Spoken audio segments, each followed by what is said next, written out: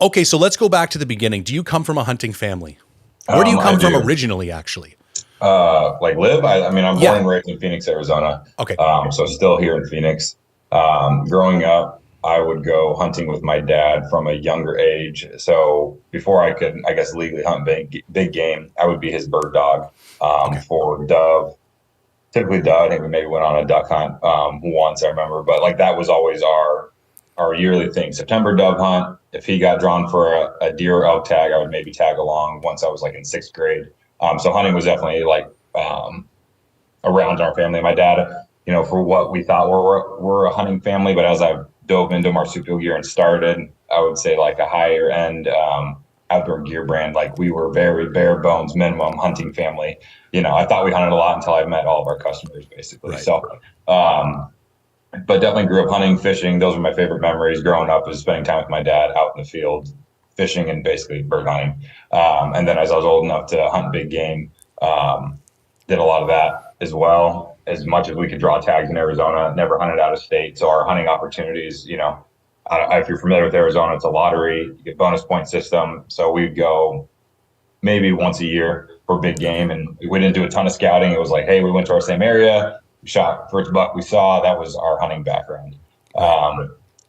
So I guess that's basically, I was always around it. And then I always just had I played sports a lot in high school, so I didn't get a ton of time to hunt year round. But so my life revolved around sports. Once I graduated high school, started going to college, definitely started diving more into hunting and fishing with free time.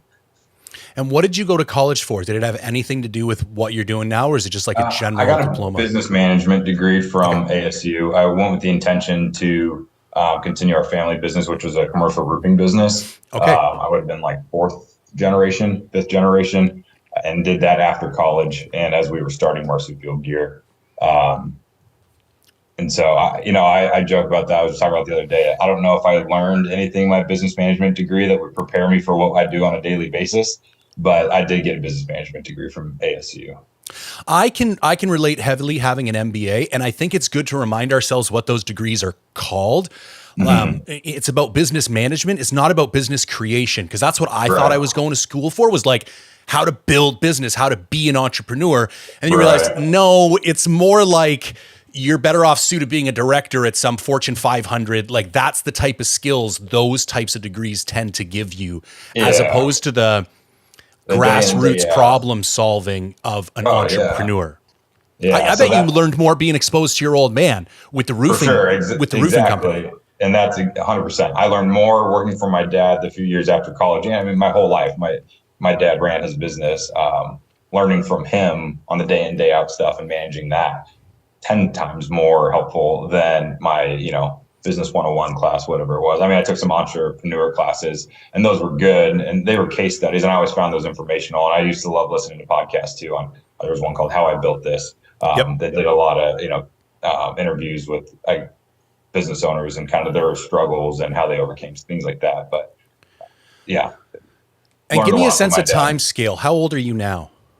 I'm 33. Okay. So we started this business in 2015. So that puts me at, I think, 25 is when I started it.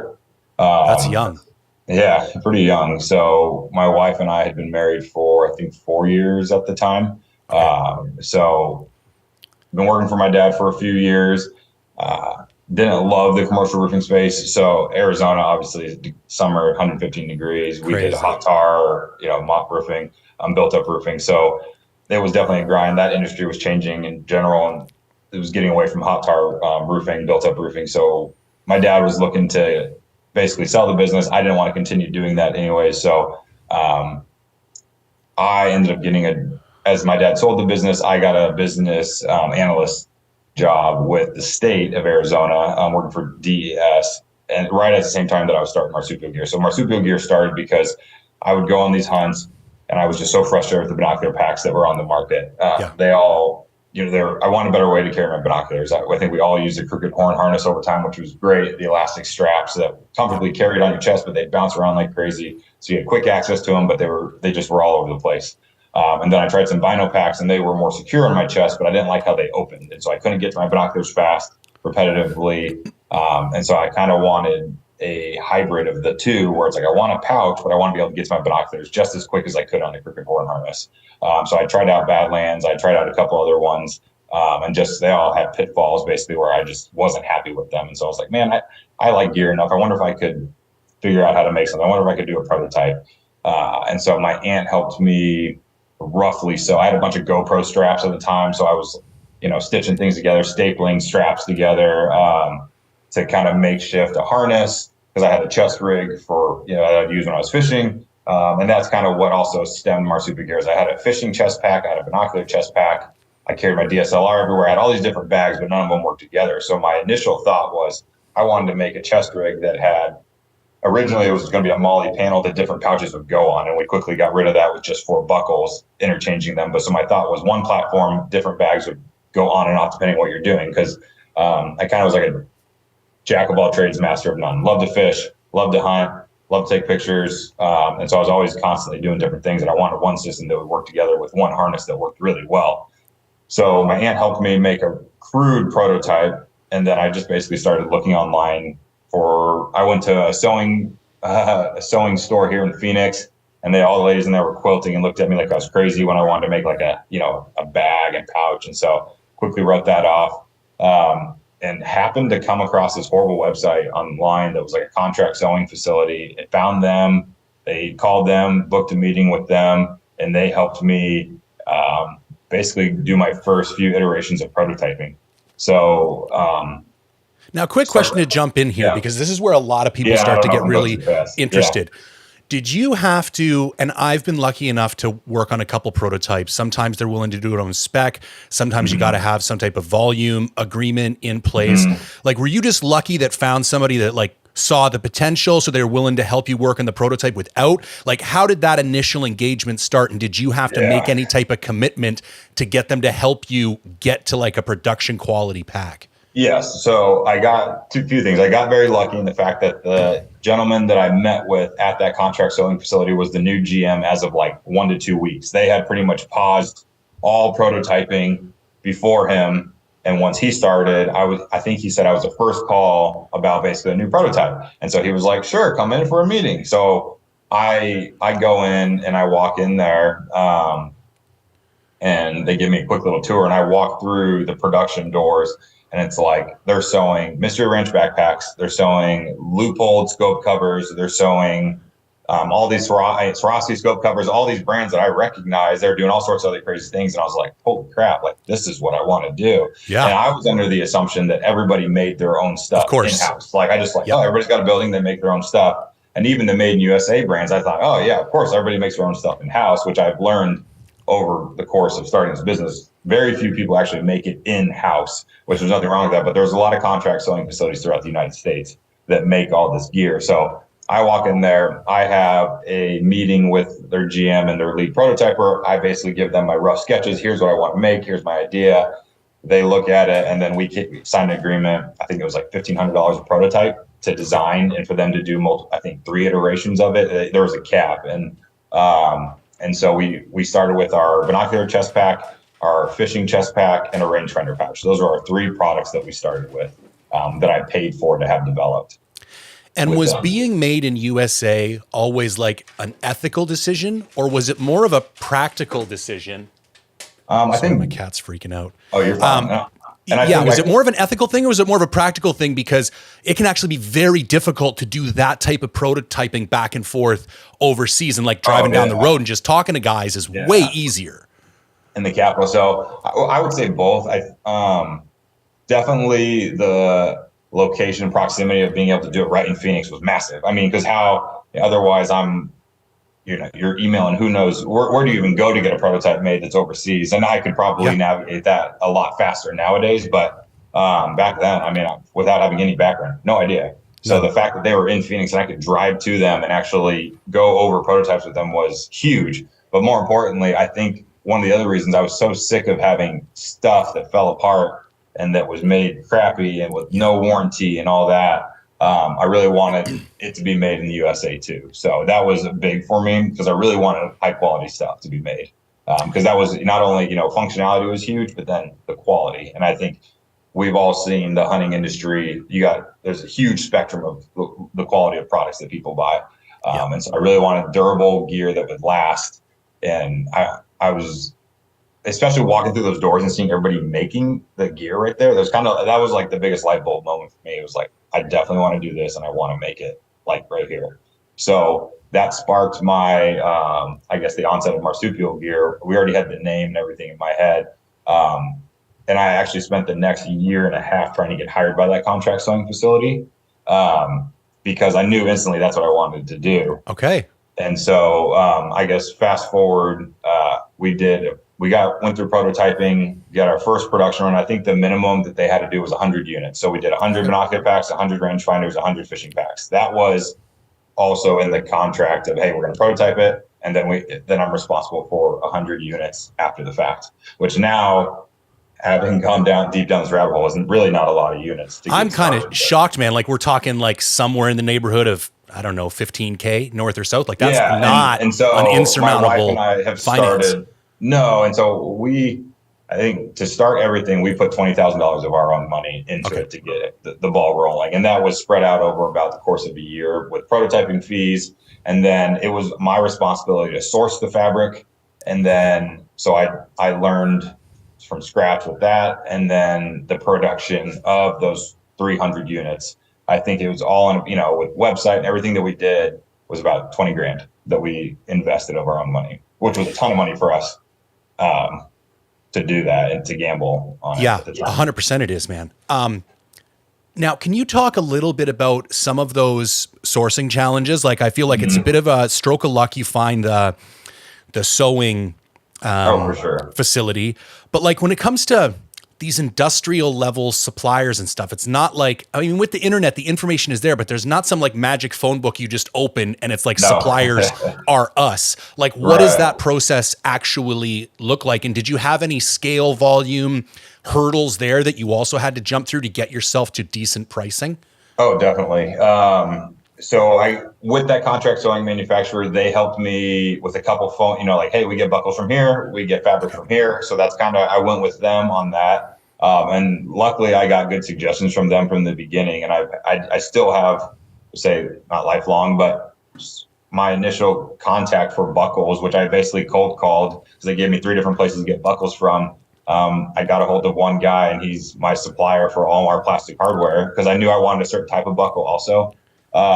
Buckles are such a big deal, man. And I don't know if I was running a prototype exo pack and they were trying to experiment with some new buckles, and it was amazing how heavily it impacted the user experience. And they ended up switching back to the old buckles. Super glad that they did. But it's like, because you're interfacing with it so often, it's like such a main touch point of the product that like a poor buckle, it just kills the user experience for the entire product. And it blows my mind how many companies will cheap out on a plastic hardware. Yeah. And it will ruin, like you said, the entire experience of the pack. And it's like, it makes it feel like a piece of junk. I don't care if the rest of it is off the charts nice.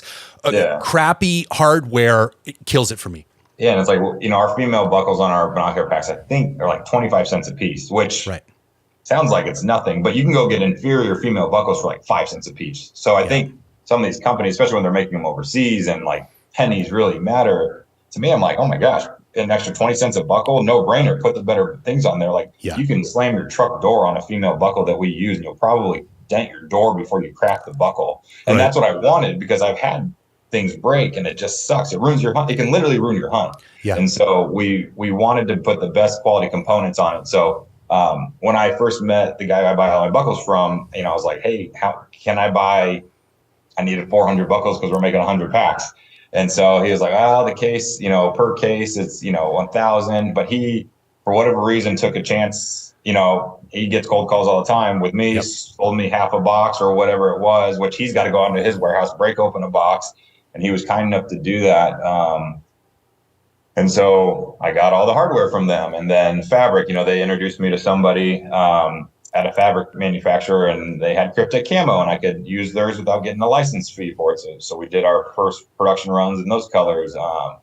And so it just kind of was, I just started chasing leads. And if they didn't have it, I would say, well, do you know who does? And they would maybe be kind enough to give me a lead. And then I called a lot of people. And then it started getting sample swatches sent to me because a lot of them will send out samples once you find these places. But really, it was a lot of trial and error and a lot of talking to people to get just a little bit of a lead, to do some digging, and to call them. And then I think that was after we started. We went to SHOT Show, and there is a place at SHOT Show where you can go and talk to a lot of vendors as well. Okay.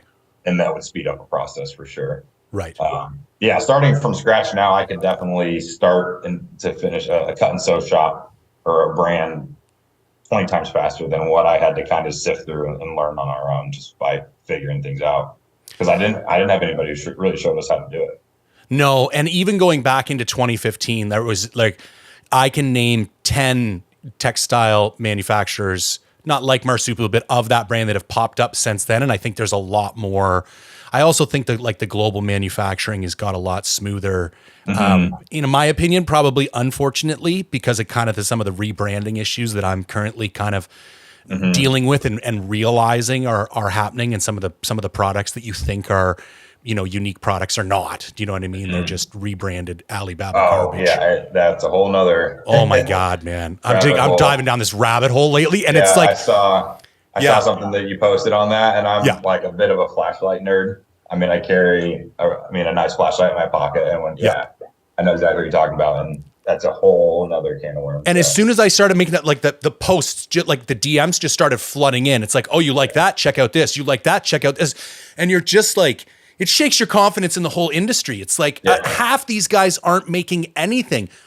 And I don't even care where you get it made. I mean, as a business strategist, I think there's an argument for global manufacturing. I don't think everything has to be made at home. What I have an ethical problem with is taking a product that's made for $10 or $20 overseas already and like making one or two tweaks to it and then selling it onshore for $100. It's like, guys, this is not the best thing. It's revolutionary. Let's just be honest with it. Maybe charge a 40% markup and you got yourself an okay product, but this song and dance that we've created, the best thing since sliced bread. And it's like clearly just rebranded, kind of low end Chinese junk. Yeah. Anyways, I don't want to get negative and go down that rabbit hole. Okay, so we get our prototypes done. We've got 100 products.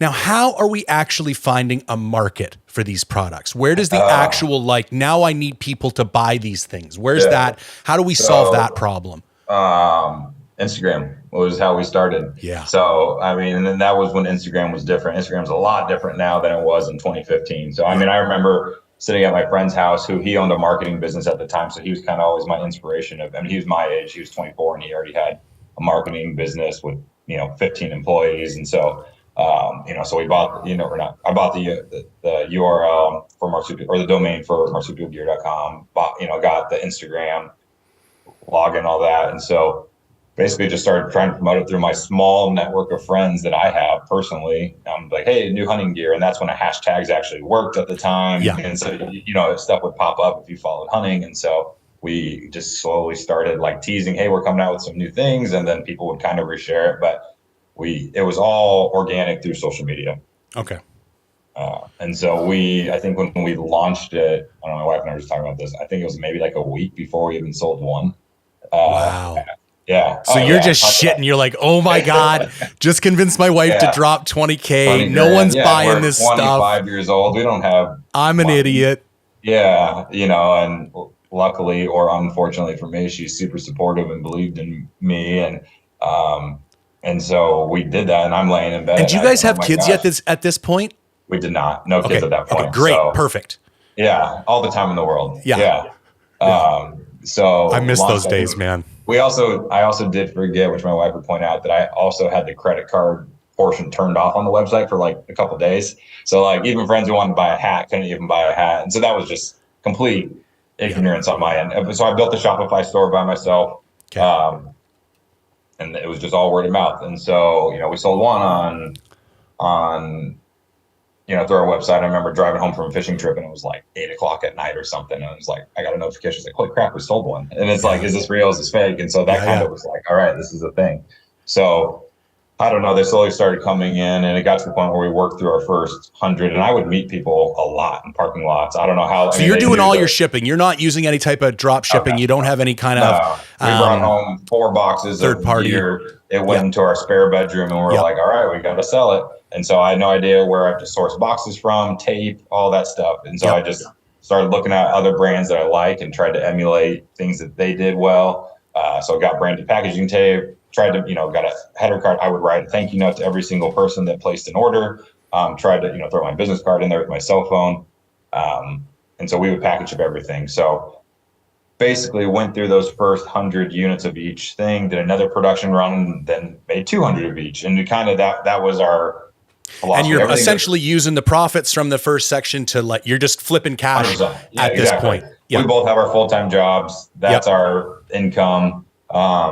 This is all side hustle. My goal was, hey, can I make so here's another quick interrupt, because I don't think people understand, because they always want to know, how soon do you make it your full-time job? And I think a more important question is, what type of time commitment did this take outside of your full-time job in order to actually get this thing off the ground realistically? I'm looking at my wife right now. She's in the office with me, and I'm smirking because we both, it's our life. It's been our life for the past 8 years. It consumed our life. It has consumed our life. We had no life. So every evening, especially as we started to grow, and it's got ship orders every day. Everybody expects their packages to get to them Amazon speed. So you can't just let them sit there for a few days. So, and if we're not shipping packages at night, we're answering emails.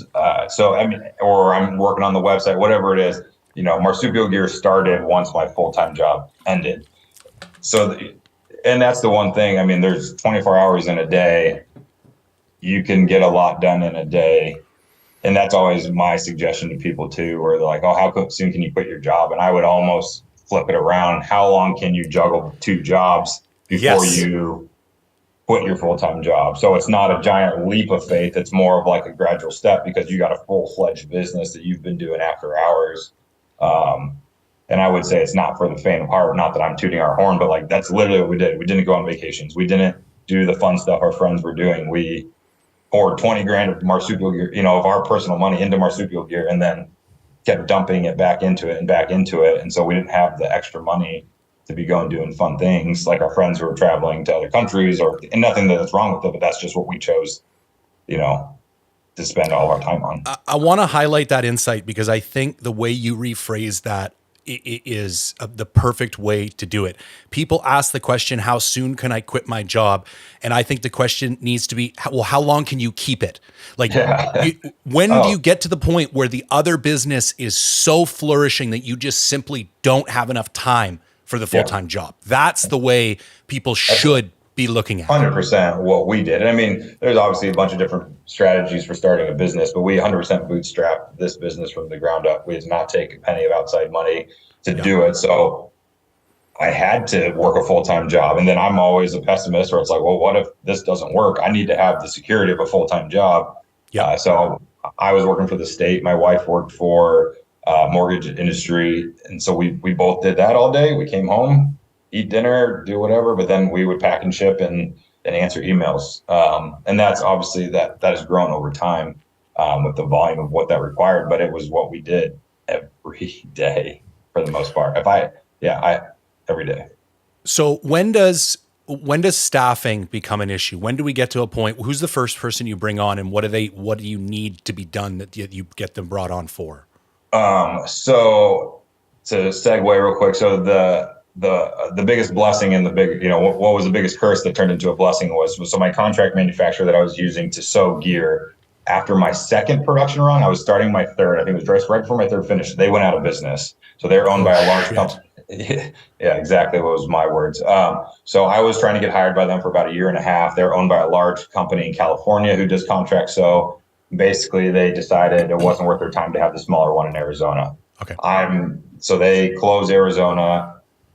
I got nowhere to go. I'm way too small of a fish for them to even waste their time with, along with a bunch of other companies. But now here's this contract sew company that I was trying to work for, and I have nowhere to get it made because they've ceased to exist. I met another guy in the process of this who had the capital to start a contract sew business, and I had the desire and passion to run it. and we kind of joined forces. So we actually picked up the pieces where that one left off. We hired 10 people who are now looking for a job. We called the 20 other companies who were like me, small, and needed their stuff being made. So we basically picked up where they left off. Okay. So that was huge for me. So that's when I quit working for. And you buy the space, you buy the gear, you buy everything, like keys to the front door, or what? Or No, so basically the guy I worked for, we went and found a building, we leased it for 5 years, hired the employees, and then started buying all the material, and basically I ran a contract sew shop for 2.5 years. And then once again, doing, like I said, work your full-time job until you can make it your part-time job becomes your full-time job. So, but what I was lucky in the sense is that we took a really crappy situation, started a contract sew business, and then I got to oversee and run that for 2.5 years before I decided I need to stop sewing for 20 people. We need to sew our own stuff full-time.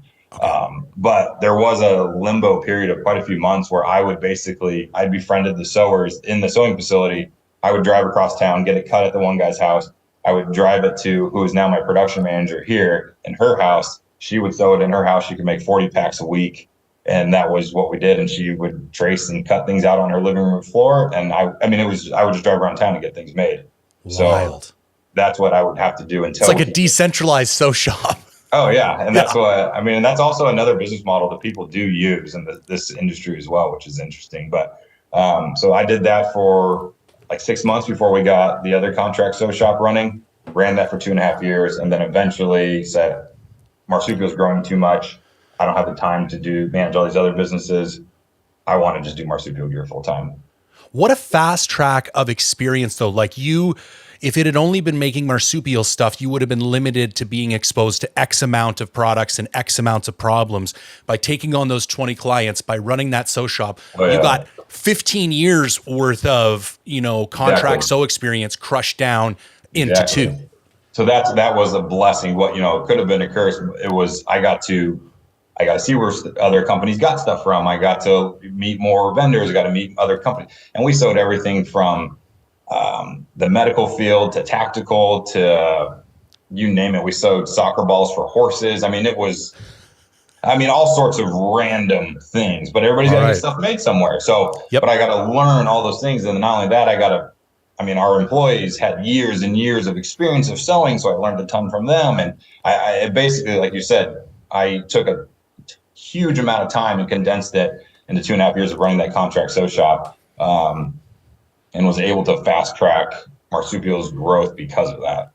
Because if I was just sitting at home getting my stuff made by a contract sewer still, I never could be exposed to that much. No, that's wild, man. Okay, so let's talk about the kind of innovation timeline of Marsupial. Are you guys technically the first front opening vinyl case? Not 100% front opening because Badlands opened this way. Right. I don't know if you can see me on the video, right? But so Badlands opened forward, but it was like a clamshell. So it opened, but then it would snap shut. Yep. And so, and then Kuyu had their first iteration and it would kind of half fold down. So I guess you could say that was forward opening as well, but no one had a lid that opened all the way and then came around and stayed open from my research. And maybe I'm missing an obscure one, but none of the heavy hitters were making a forward opening vinyl pack. And so I wanted a lid, and there was quite a few that opened forward, but then as soon as you pull your binoculars out, they would cover the opening. I couldn't stand that. I wanted basically an open pouch that I could drop my binoculars in and out of. Elastic Guide Creation, awesome pack. You open the lid, it covered right back open. FHF, great pack. You open the lid, it closed right back open. Badlands until maybe a recent iteration, which we can talk about later. Yeah, and so then Badlands opened like a clamshell. It was great, tons of protection, but it would slam shut and it would make a loud noise. Kuyu, theirs opened nicely, but then their harness was disconnected from the pouch. So when you pulled your binders out, the pouch would fall down. And that was before their new one that came out that they still run now. So but I had not found one that would open forward, stay open, and have an open bucket to drop your binoculars in and out of. So I'm going to say that we pioneered that. It's very common now, but no one was doing that. Yeah. Okay, so and now take me along the product list, like where we have the first bino pouch, and then we kind of have a 3-year period where the contract sew for a bit, then you take over the contract sew before you're big enough for Marsupial to require its own dedicated sew facility. What's the product innovation timeline look like across those 3 years, and what kind of product SKUs are we looking at by the time Marsupial gets its own contract or its own sew facility? So over the course of those years, I would squeeze in my prototypes in between other prototypes. And I had that worked out with the owner because like I was developing new products and I was guaranteeing us orders. So, I mean, I would pay just like any other customer that we were sewing for. I would pay to get my stuff made. It would have to be on the production floor, just like any other company. I would source up my own material still and handle all that. And then I would take it home instead of a customer picking it up and driving away with it. I would take it home and my wife and I would pack and ship at night. So none of the fulfillment, that all was after hours still. And during those 2.5 years of us running the contract sew shop, I came out with more accessory pouches for the chest rig. So we had a small zipper pouch, our radio pouch. I think we did bear spray over there. And then we came out with our BTX case. That was when the BTX 95 first came out. And so we always try to solve problems is my goal with coming out with new products. It's like, I don't want to just put our logo on anything and everything. We want to try to identify a problem and either improve upon what's out there or solve that problem for what we find with pitfalls of other products. And so knowing that the BTX 95 was huge at the time, no one had it, no one had a way to protect it. So we got one of my buddies who had one brought it in and we prototyped that. And that was the start of our spotting scope cases. So I thought we were just going to do a BTX 95. Then we had a ton of people asking us for, what about my straight? What about my angle? So then we made a whole spotting scope product line. So we had that by the time we moved. Okay, quick pause there because I think there's a really important point you made about recognizing problems that needed to be solved. And I always like pain pill as opposed to a vitamin. Like if you're going to sell anything, I want to sell something people need, not something people want. Right. What types of insights or gut reactions or what are you paying attention to, or what makes you aware of the fact that there is a problem that needs to be solved in the first place? So you hear people talking, you see a new product. What's your mind kind of space like that leads you to the conclusion that, oh, there's an interesting problem here that I think we have a unique ability to solve? I think I've always just kept a pretty close pulse on the industry as a whole. I've always been a gear nerd. I've always been intrigued by products like that. I used to spend a ton of time on forums, Rockslide. There's one in Arizona called CoosWhitetail.com that was big at the time. So I used to spend a lot of time on there and read product reviews. I'd watch product reviews. I'm a big product user myself, so I would find things that I like, and then there would be things I didn't like about it. I'm not saying I'm the expert, but that a lot of it's been my personal frustrations with gear that I wanted to improve upon. And mine is not a one size fits all for everybody, because going back to the vinyl harness, Alaska Guide Creation makes a great pack, but for me it was too big. Right. So then I wanted to make a slim down pack, but then there's guys who wouldn't want a slim down pack. They'd want the Alaska Guide Creation with everything right there. So it was me, a lot of personal use frustrations and not being able to find things that would solve them, that would do that. And then some of them are as simple as like a radio pouch. I wanted a way to carry my radio on my vinyl pack. There's a million radio pouches out there, but we wanted one to interface with our pack really well. So that's why we made that. A new product comes out, there's no way to carry it and protect it. Let's make something that would protect it. So basically just kind of solving those problems that I had come across in the field personally, or as we got more involved in the hunting industry, a lot of people would say, hey, I wish you could solve this problem, or if you could build a pouch for this, things like that. And we do get a lot of feedback from our customers in our user base, and we listen to everything. I mean, we get a million ideas pitched to us all the time, but I start to hear, I have a pretty good memory on certain things. And it's like, if I hear the same thing over and over again, I'm gonna, invest some time and energy into it. And basically just a lot of research, I would say, and seeing what's out there and seeing if it's viable to even make a new product. Because there's a lot of expenses that go into developing a new product. Right. And that's where I think people don't understand that, of how much really goes into each product. I would think too that 2.5 years at the contract sew facility would give you an idea to do like a really accurate business cost analysis of a new product. Like, what's it going to cost me to prototype this and then get it to scalable level of production? And is people's willingness to pay going to exceed my production costs? Whereas that might take a long time, and there would not be nearly as much confidence in the number somebody else might be able to come up with. Exactly. And two, it's, where do we need to be? And then what will the market actually dictate? What will the market actually allow us to sell it for? Right. And that's the tough thing. And no product's the same. We always have a certain multiplier we try to hit, but there's certain products you're never gonna be able to hit that for. And so, and then right now we're diving into the archery industry, and that is interesting to me too, because we are trying to teach people too. Like, people have been so played, all the archery accessories for years and years and years have been made overseas for pennies. Yeah. And it's all crap, in my opinion, as far as construction quality goes. Yep. And what's funny is, like, we came out with our simple bow case. It costs a lot to make it. We charge $300 because that is the feasible time it takes for us to sew it. There's a lot of labor involved. There's a ton of material in it. And that's what it costs. And people are like, oh my gosh, I want to buy that. I can buy a case like that on $29 on Amazon. It's like, first of all, you can't, because the components are garbage. It's apples and oranges. But then it's crazy to think that people are conditioned, like, that's what a bow case should cost. And when you look at it, and it's like, look how much material is in it, look how much time and labor someone had to actually sit behind a machine, sew that, send it across the ocean. Someone's buying it here and still making money on that $29 bow case. Yeah. Someone sat in a machine and sewed that. And I'm really cognizant of it now, because I see how long it takes to make everything. And it's like, whether it's made here, it's over there, our operators are just as good.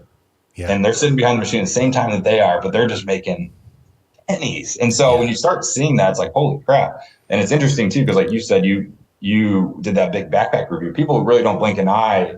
I mean, they do, at spending a lot of money on a backpack. They'll just look at a Kifaru, and like I ran Kifaru for years. I love it. But you're talking, like, by the time you put all the bells and whistles in that thing, you're like $1,200-$1,300, man. Exactly. And like, people do not bat an eye. No, but yet they're taking their $2,000 bow and putting it in a $30 soft case and be like, this is great. And so it's like, when we start sewing these bow cases, like, it's almost like a backpack. And I don't think we'll ever get into the big pack frame market, because I think it's so saturated, and there are lots of good pack frames out there. What are we going to do? What problem are we going to solve? I'm not trying to attack that, but it's just like, it's crazy to me how people are conditioned to pay a certain amount for certain products. So I always look at that. What is the market willing to pay? What is our actual cost? Is there a happy medium for us to make money in it? And, like, we've been getting hounded to make Big Eyes cases, which I don't know if you follow those at all, but they take two spotters, put them together. It's big in Arizona, and it's like, there's probably only a couple hundred of them floating around there. It's going to cost me at least $5,000 to start a new product. By the time prototyping and everything that we put into it, how many of them am I going to sell? Is it worth doing? I'd love to make anything and everything. We just can't make money on it. So, but people ask us to sew custom gear all the time. And it's just not. I always kind of nicely say, you wouldn't want to pay what I'd have to charge you to do it, because I have to have my lead prototyper stop what he's doing, sitting there, draw from scratch. It's not as quick and painless as people would think. So there's a lot that goes into. No, I think the product selection is really interesting. And what also I find very interesting is the life cycle of the brand itself. Like, if you'd have tried to drop the bow case 5 years ago, I would argue it would have tanked, because you didn't have the brand credibility to retrain these people. 100%. But like, Marsupial's been around long enough. It's built up enough street cred now that you can have that conversation. And to be honest, there's a segment of your population of your demo that's just going to buy whatever you put out, because they're like diehard Marsupial, and that's going to be those early adopters are going to give you enough traction to like get that. But if you hadn't have built the brand the way you did, those people wouldn't even exist in your demo, and that wouldn't even be an option. If we sell a good amount of spotting scope cases each year, if I started a business just selling spotting scope cases, it would be a dud. I mean, it wouldn't have worked. And there's lots of products that we came out with that have not. We couldn't have done unless we, like you said, had gotten our credibility with the Bino packs. And so that is built upon it. And I mean, and that's one of the things that we're trying to do. I want to do an overview video one day of just like, here's what you're getting when you buy our bow case, versus we're making another version too, like a really deluxe deep dive. Like I joke, I want to make the Yeti of soft bow cases. And people think I'm crazy, but it's like, people also thought Yeti that's a great example, man. Because I can go to Canadian Tire. Obviously, I live in Canada, and I can buy a Coleman cooler for $49.99.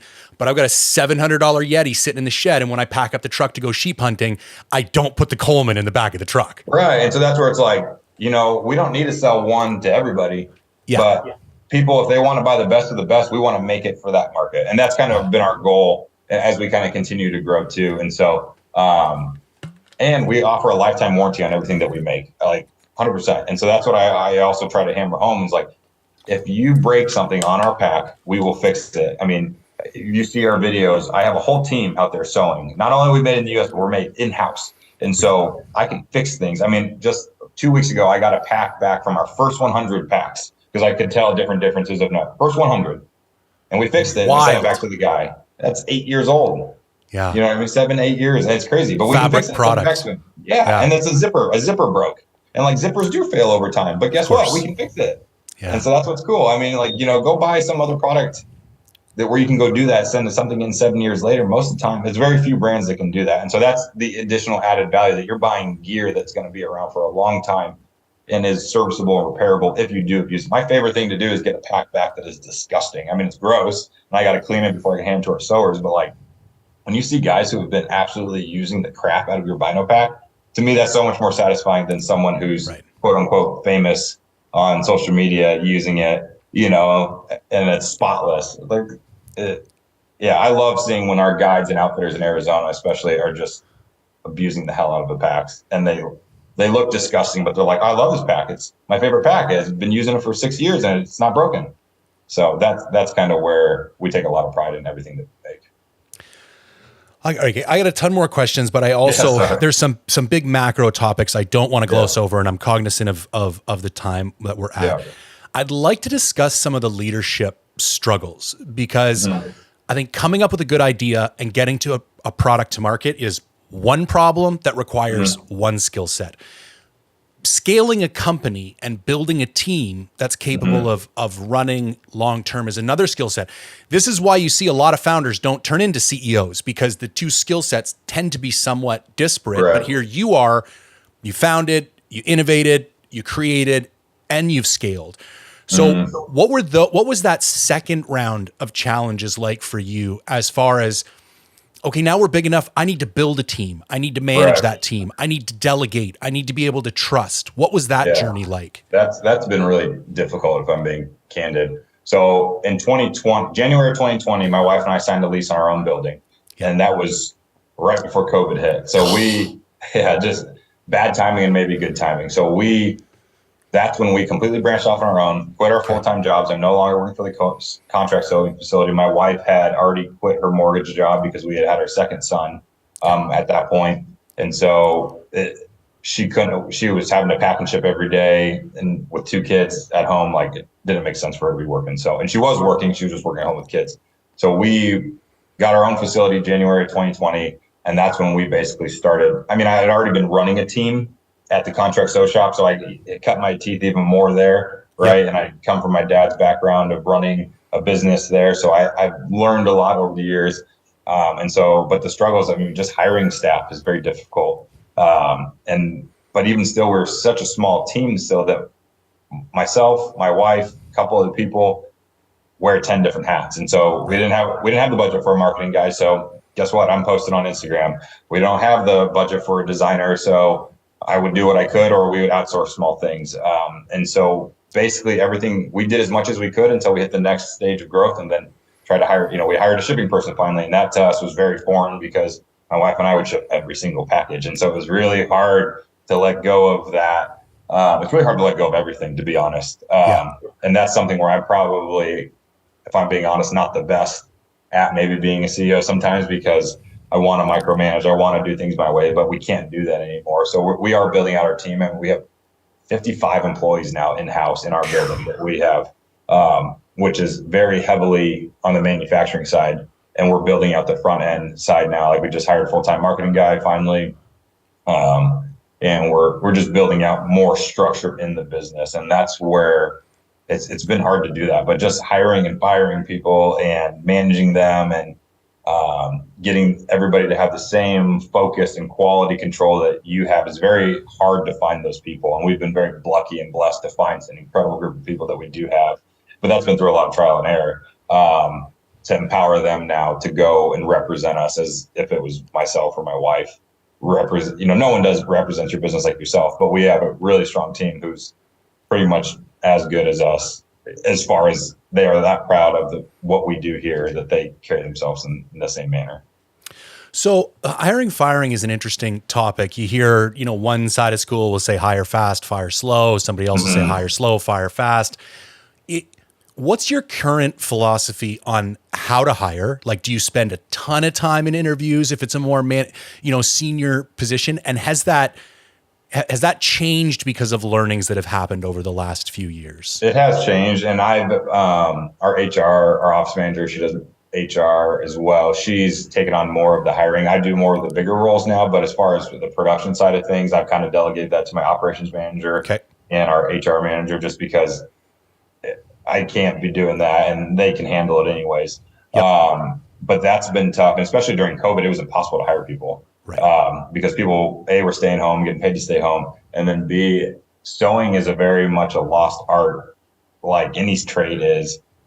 And people aren't graduating college with a sewing degree. So it's hard to find people to do that. And so it was really hard. I mean, we used to spend a lot more time trying to find sewers now, because especially since we've moved, bigger building, a little closer to where people, it just kind of starts to snowball. And so, but in the beginning, man, it would be like we would hire 3 sewers, keep 1 long-term. It's kind of what it seemed, so it's 2 steps forward, 1 step back, 2 steps forward, 1 step. We're always continually growing, but we go through a lot of different people.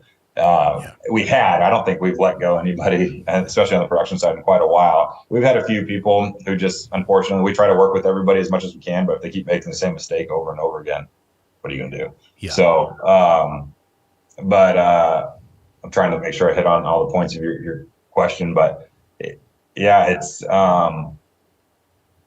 definitely been a process of, I would say that we're slower to hire, or I don't know, quick to hire, slow to fire, I would say, or we have been over time. But now we are way more selective, especially on the production side of things.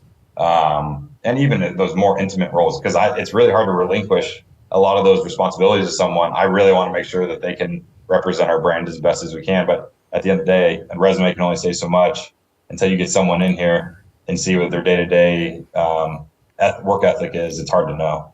How do you find the physical location is of where you guys are? Is it a challenge, or is it an opportunity? Is it someplace people want to live and there's more people to hire, or the other way around? So Phoenix is laid out like a big square, Phoenix, Arizona. And so we are on the north edge of Phoenix, where we're at the intersection of 2 freeways. So we have really good access to us. So it's not like we're 20 miles off the freeway or whatnot in the middle of nowhere. So Phoenix is a massive city in general. So there's a big labor force there.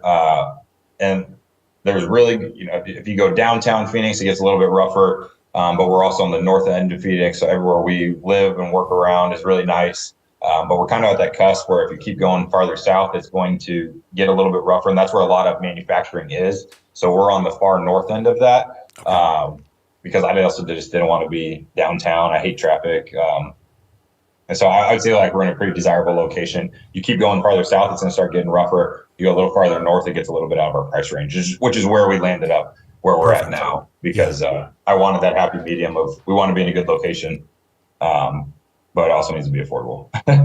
Yeah, we love Arizona. I love it for the hunting, and my wife loves it for the weather. And I felt kind of bad because I think we were in there in February, and you guys, I don't know if you were full blown open at the new spot or not, but I almost felt bad that I didn't reach out before. Yeah, and it was probably wasn't the best time to reach out, but I'm not there often. And I was down there watching the Instagram, and we were over at the Phoenician, and I was like, I should have reached out, man, because I had a rental car and I would have loved the opportunity to just pop by and get a walk around. But that for me would be a big draw.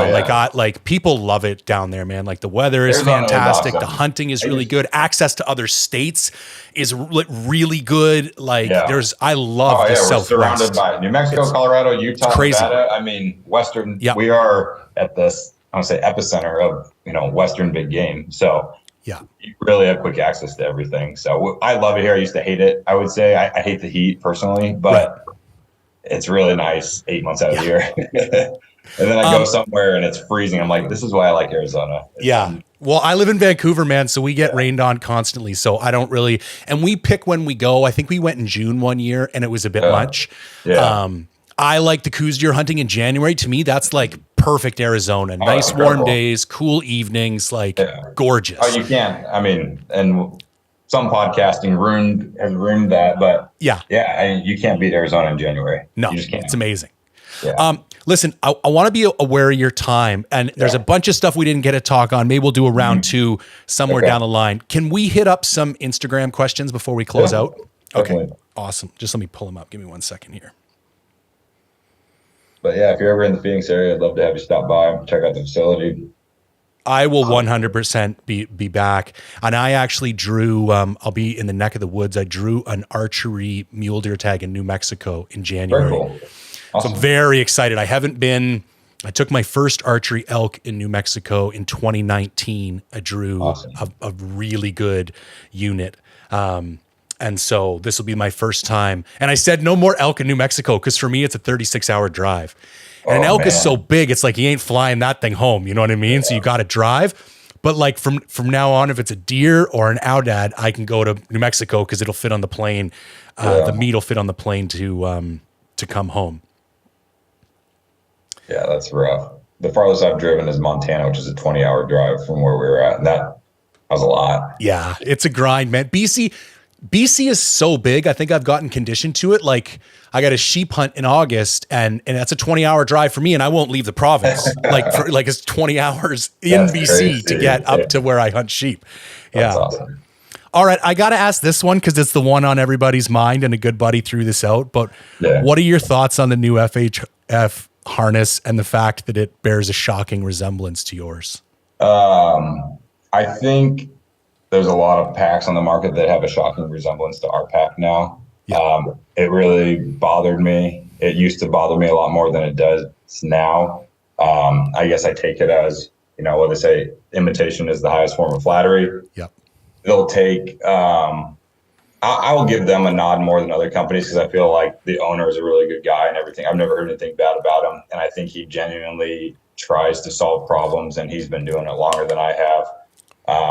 But there's a lot of aspects. I mean, I think they've even been candid too and said, oh yeah, we basically took the best features of we thought of every pack and put it into one. So they don't really hide it. And what always drives me nuts is is the wings on a pack. Like we did a really unique way of stitching them with a pleat in there. Okay. And everybody copies that now. And so to me, it's as soon as I see that, it's no one did that before we did. And so, theirs opens different. It uses magnets. It is what it is. They're charging a really high price for it. Good for them if they can get that. And I know there's a ton of labor that goes into it and magnets are super expensive. But we're just gonna keep doing what we're doing, not try to worry about everybody else. And there's some blatant knockoffs out there. Theirs isn't as, I'm not gonna call it a blatant knockoff, but I mean, they definitely took inspiration from our pack. And it's hard to make anything from scratch nowadays. So it is what it is. And like I said, we're just gonna keep trying to do what we're going to do and not worry about the other ones. But I think it's a great attitude, man. And that cost is very prohibitive. I'll be honest with you. I'm in the lineup to do another Bino pack review. Yeah. And I'm looking around at which ones I want to include. And I added everything to the cart and Canadian's going to be $400. And I will admit their new harness is pretty interesting. I've heard some negative stuff. It might not sit great under the pack.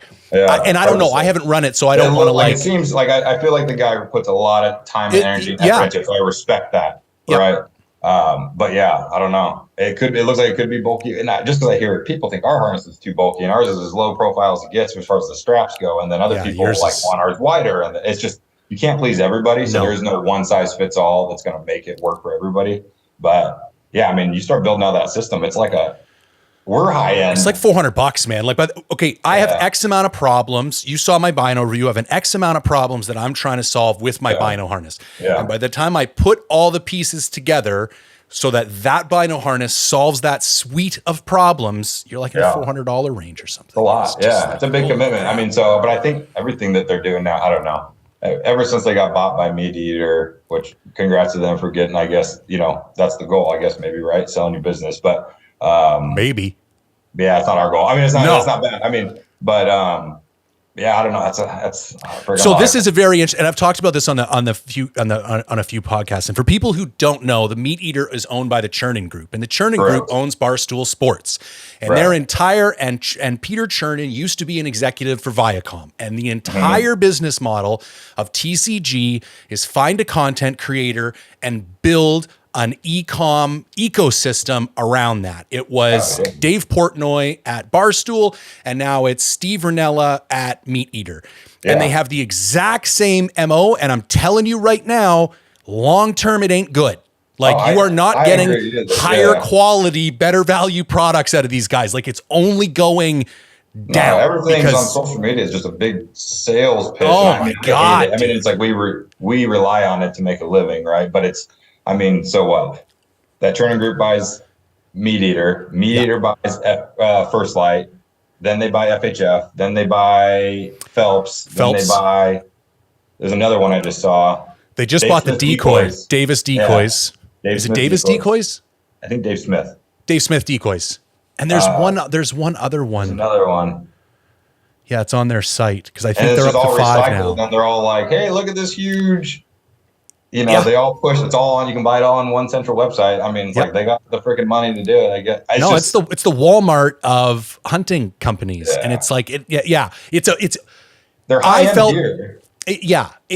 I felt a little violated because and I know it might be cheesy, but Rinella was one of the guys that got me into hunting. It was when he went on the Rogan podcast, and it was like my first exposure to backcountry hunting. I was like, oh my God. And you almost feel like a sense of personal ownership of that. And I know I'm not, and he's his own person and he can do whatever he wants.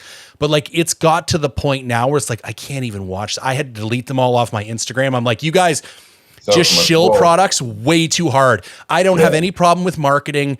Everybody's got to sell. Everybody's got to eat. I get it. But when I open up Instagram and I've got 20 dudes in a row telling me about the new First Light corrugate pants, it's like, guys. Like watching the news channel where they all have the same script.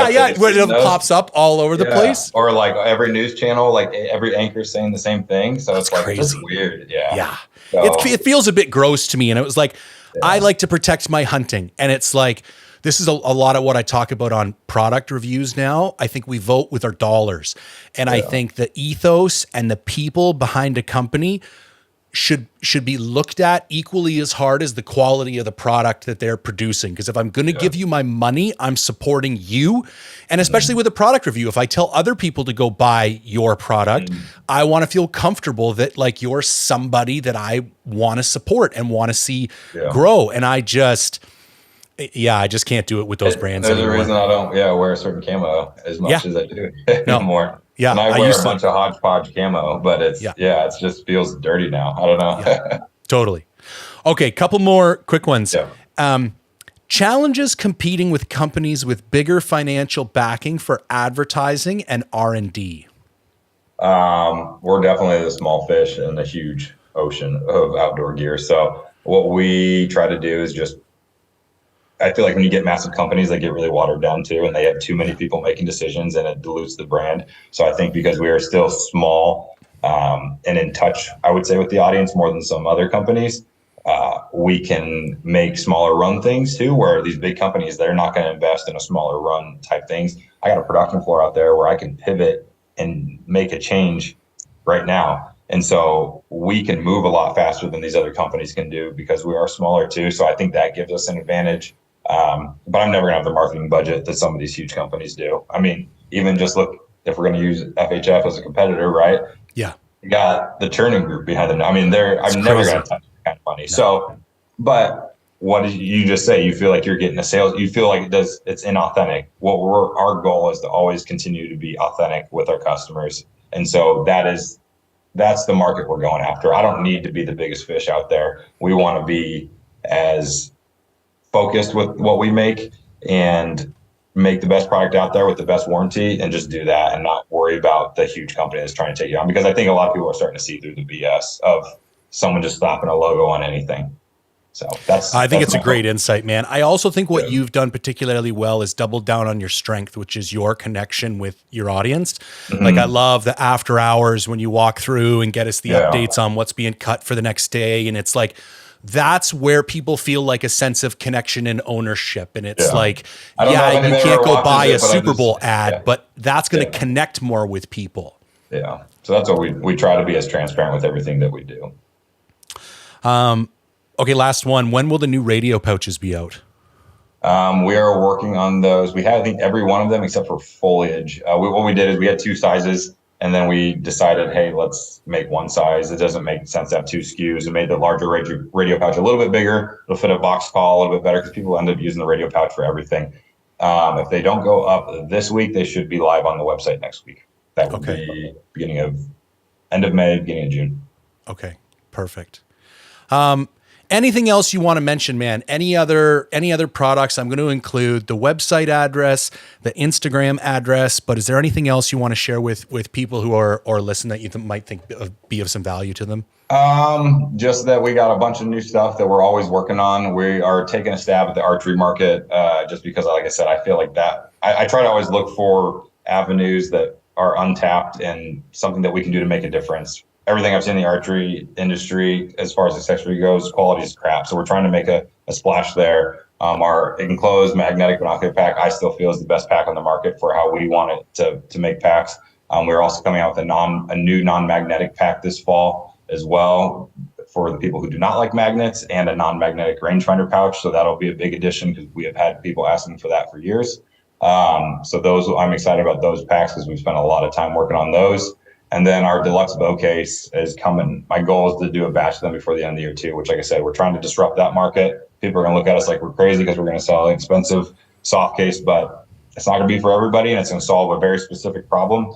But there's a lot of guys out there who are tired of carrying their expensive bows and a crap soft case. You can't beat a Pelican or a hard SKB case, but who wants to carry around a 40-pound case all the time? So, yeah, that's it. We're trying to constantly just solve problems, improve gear out there, and keep making it here in the U.S., which we're really proud of, and really not cutting any corners with anything that we make. Well, as I said when we opened, man, I really appreciate you taking the time, because for anybody who follows you on Instagram, it's no secret how busy you guys are. And I love how well you guys are doing, because you are, there's a few companies that I really feel comfortable standing behind. And like, you guys make really great stuff. You make it in the US, and I think you do innovate. And I think that's really important to me because, as we've touched on a few times, there's opportunities to get away without doing any of that stuff and still make a buck in this industry. And you guys choose not to pursue that avenue. And I really appreciate it. So, thank you. Yeah, man, I really appreciate it. Thanks for taking the time. Yeah. Thanks for having me on. I appreciate it. It's a good conversation. Yeah, man. All right. Have a good one. We'll chat soon. All right. Sounds good.